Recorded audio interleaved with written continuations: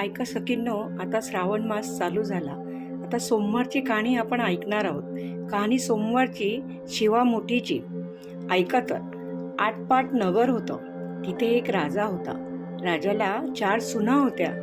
3 आवडत्या होत्या, 1 नावडती होती. आवडत्या सुनांचा तो चांगला प्रतिपाळ करी.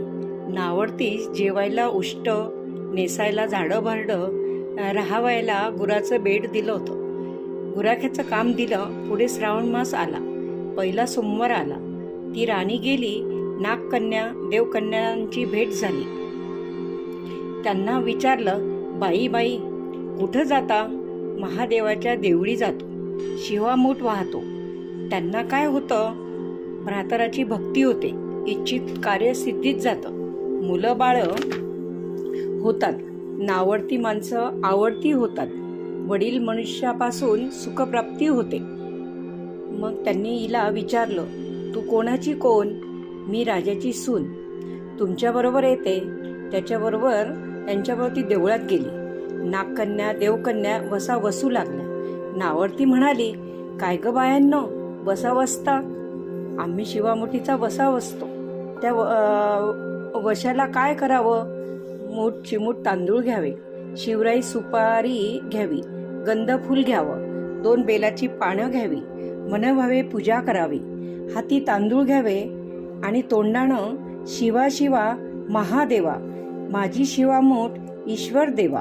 सासू सासऱ्या दीर भावा, नणंद जावा, भ्रातारा नावडती आहे ती आवडती कर रे देवा. असं म्हणून तांदूळ भावेत. संध्याकाळपर्यंत उपास करावा. उष्ट माष्ट खाऊ नये. दिवसा निजू नये. उपास नाही निभवला तर दूध प्यावं. संध्याकाळी आंघोळ करावी. देवाला बेल वाहावा आणि मुकाट्यानं जेवण करावं. हा वसा 5 वर्ष करावा.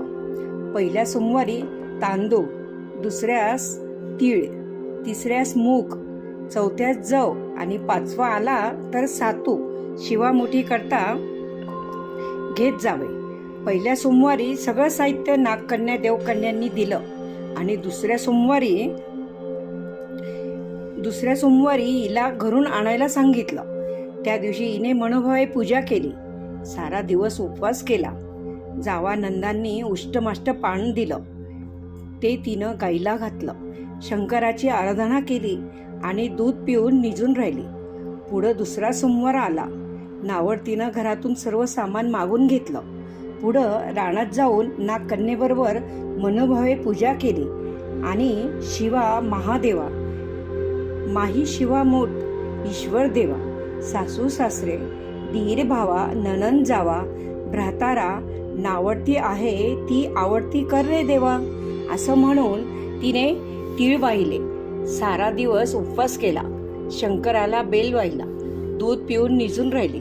संध्याकाळी सासू सासऱ्यांनी विचारलं, तुझा देव कुठे आहे? नावडतीनं जबाब दिला, माझा देव फार लांब आहे. वाटा कठीण आहे. काटे कुठे आहेत? साप वाघ आहेत. तिथं माझा देव आहे. पुढं तिसरा सोमवार आला. पूजेचं सामान घेतलं. देवाला जाऊ लागली. घरची माणसं मागं चालली. नावडते, तुझा देव दाखव म्हणू लागली.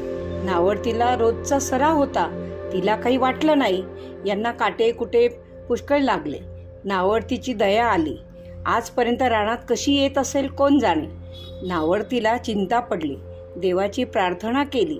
देवाला तिची करुणा आली. नागकन्या देवकन्या यासह वर्तमान देऊळ सुवर्णाचं झालं. रत्नजडितांचे खांब झाले. हंडा झुंबर लागली. स्वयंभू महादेवाची पिंड झाली.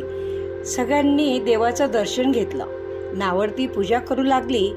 गंधफूल वाहू लागली. नंतर मूग घेऊन शिवा शिवा महादेवा, माझी शिवामूठ ईश्वर देवा. सासू सासरे दीर भावा, नणंद जावा, भ्रातारा नावडती आहे ती आवडती कर रे देवा. असे म्हणून शिवाला वाहिले. राजाला मोठा आनंद झाला. नावडतीवर प्रेम वाढलं. दागिने ल्यायला दिले. खुंटीवर पागोटं ठेवून तळ पाहायला गेला. नावडतीची पूजा झाली. पूजा झाल्यावर सगळी माणसं बाहेर आली. इकडे देऊळ अदृश्य झालं. राजा परत आला. माझं पागोटं देवळी राहिलं म्हणून देवळाकडे आणायला गेला.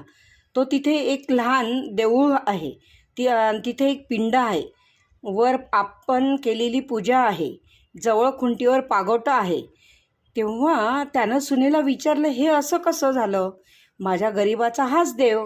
मी देवाची प्रार्थना केली, त्यानं तुम्हाला दर्शन दिलं.